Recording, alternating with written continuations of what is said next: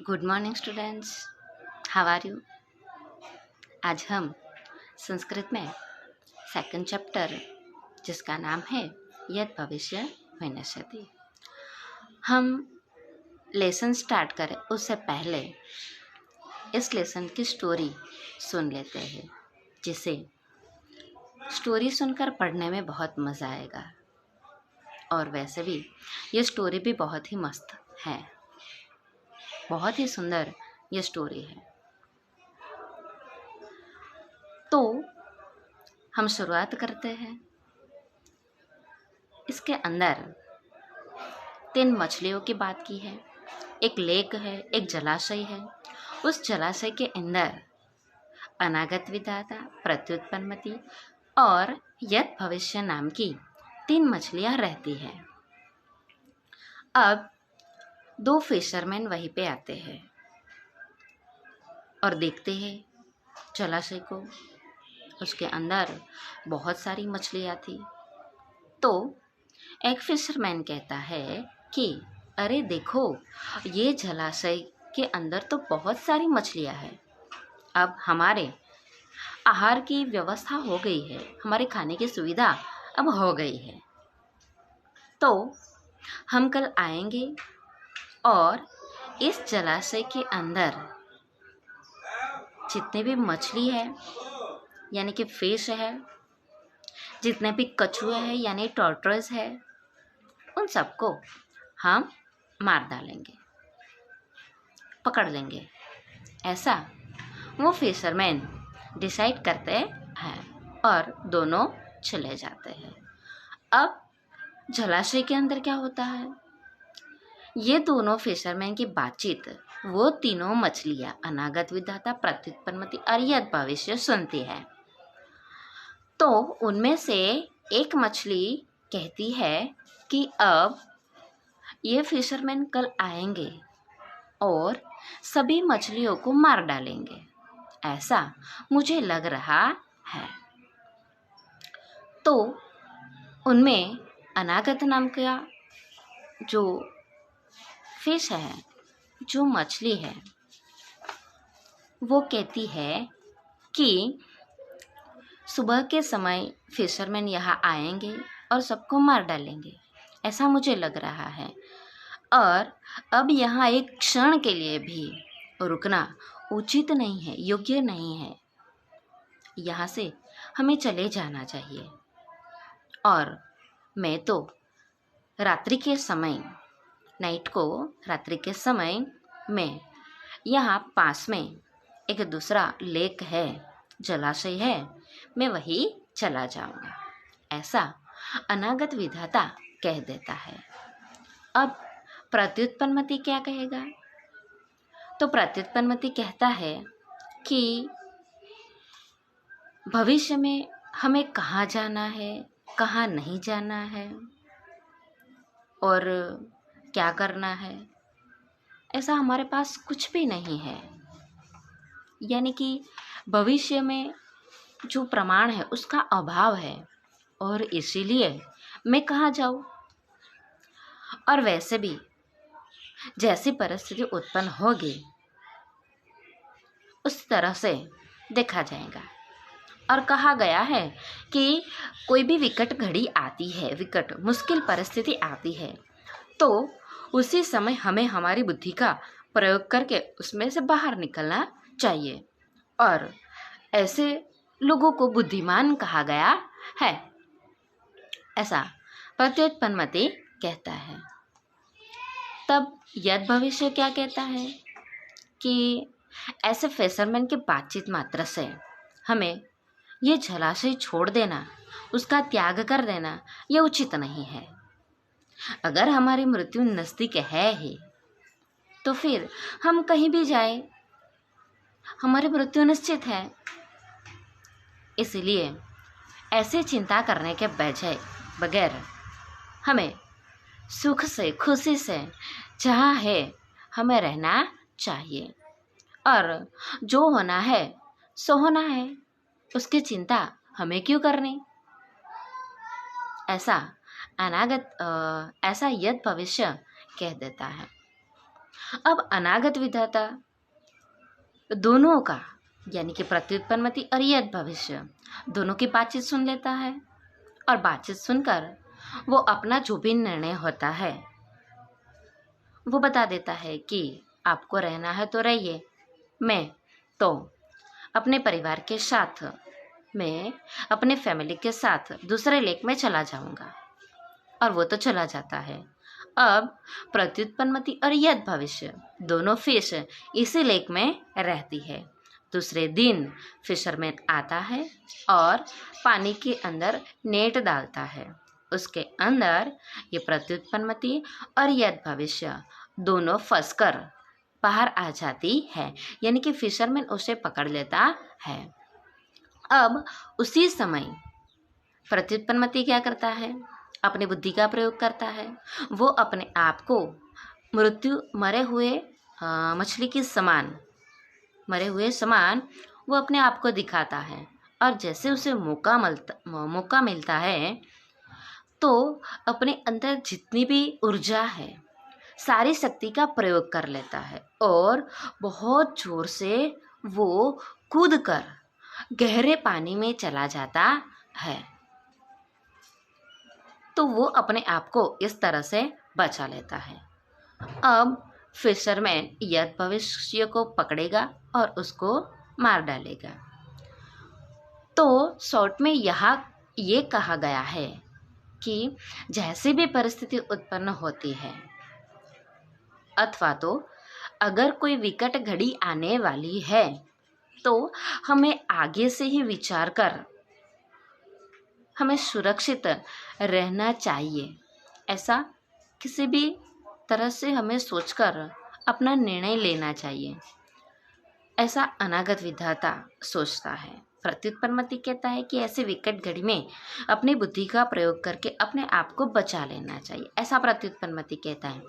लेकिन यद भविष्य अपने भविष्य के आधार पर आलसी होकर रहना ये उचित नहीं है। अगर मनुष्य आलसी बन जाता है तो अपना ही विनाश करता है। इसीलिए हमें विद्यार्थी अवस्था में भी हमें यही सोचना चाहिए कि हमें आलसी बनना नहीं है। हमें भी अपनी बुद्धि का प्रयोग करके आगे बढ़ना है, भले कैसी भी परिस्थिति आ जाए। ऐसी बात यहाँ इस लेसन के अंदर कही गई है।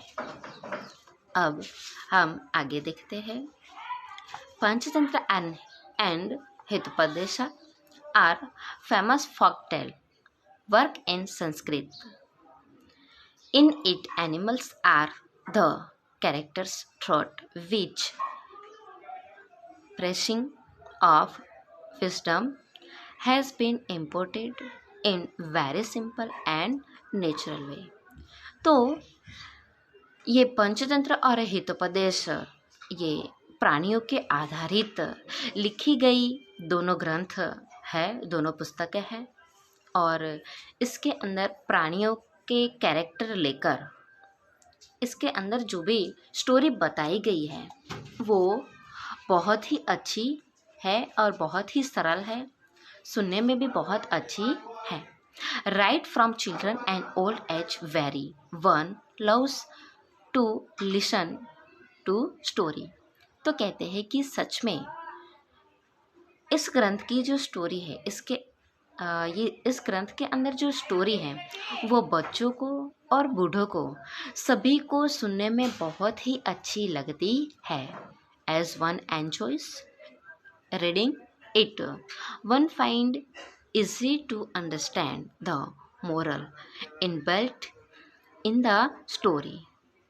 तो के रस के आधार पर यहाँ इस ग्रंथ के अंदर सभी स्टोरी को, सभी वार्ताओं को यहाँ लेने में आया है, और इसका जो भी मोरल है वो बहुत ही इजीली होता है, वो सुनने में और समझने में बहुत इजीली होता है।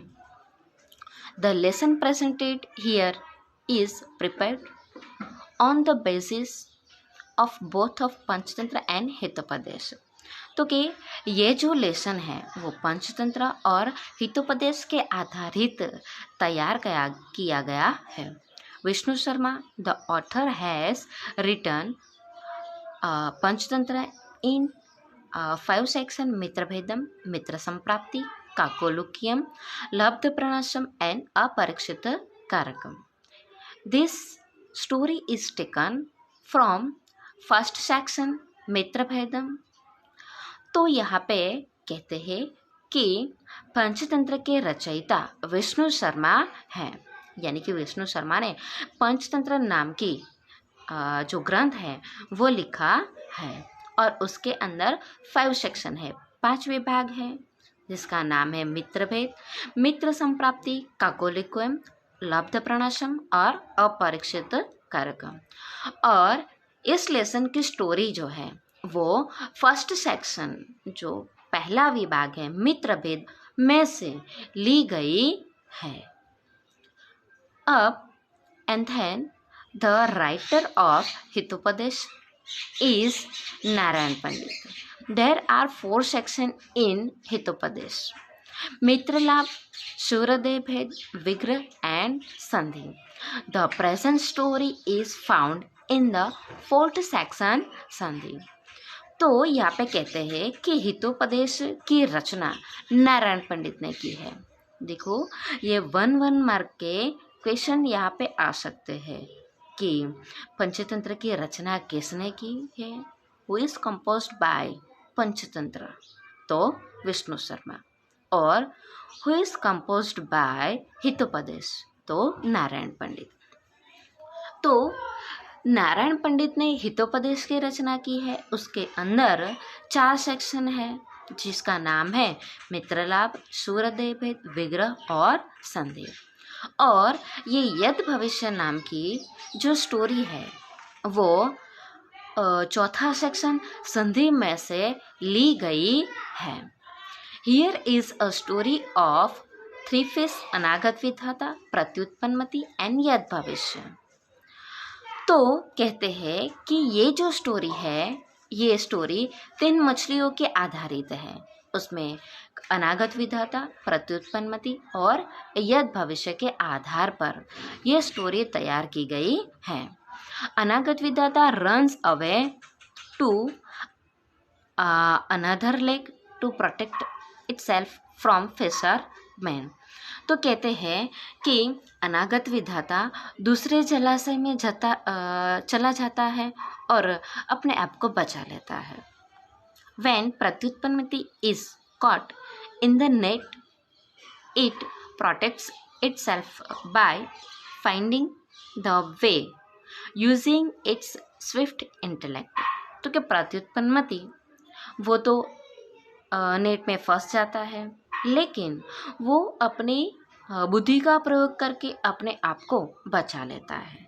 थर्ड, यद भविष्य थिंकिंग कम व्हाट में sights idle and rents itself। The names given to all 3 fish suggested their nature। तो के तीसरी जो मछली है यद भविष्य, वो सोचती है कि जैसा होगा वैसा होगा, जो होने वाला है वो होकर रहेगा और आएगा वैसे करेंगे। ऐसा सोचने वाली ये यद भविष्य आलसी होती है और वो अपना विनाश करती है। तो ये तीनों मछलियों के जो नाम है अनागत विधाता, प्रत्युत्पन्नमति और यद भविष्य, वो तीनों मछलियाँ अपने नाम का निर्देश अपने स्वभाव के आधार पर करती है। A man should think about the remedy for forthcoming difficulties in advance, and he should intellectually find out the way when he is in trouble। An idle and inactive person depending just on luck has to suffer like यद भविष्य। तो यहाँ पे कहते हैं कि भविष्य में जितनी भी मुश्किल घड़ी आने वाली है उन सब में हमें आगे से सोचकर कैसे बचना चाहिए वो सोच लेना चाहिए, या तो फिर जो मुश्किल घड़ी है उसमें से हम अपनी बुद्धि का प्रयोग करके हमें उसमें से बाहर निकलना चाहिए। लेकिन हमें कभी आलसी बने रहना नहीं है, क्योंकि अगर हम आलसी बनेंगे तो स्वाभाविक हम अपना विनाश ही करेंगे। ऐसा इस स्टोरी के अंदर, इस लेसन के अंदर कहा गया है। हम आज यहाँ तक समझेंगे, आगे की स्टोरी लेसन हम दूसरे अंक में समझेंगे। तो ये जो स्टोरी है वो बहुत ही रसप्रद है। एक बार आप इसे ज़रूर पढ़ना, आपको भी पढ़ने में मज़ा आएगा। आगे का हम दूसरे अंक में पढ़ेंगे। Thank you.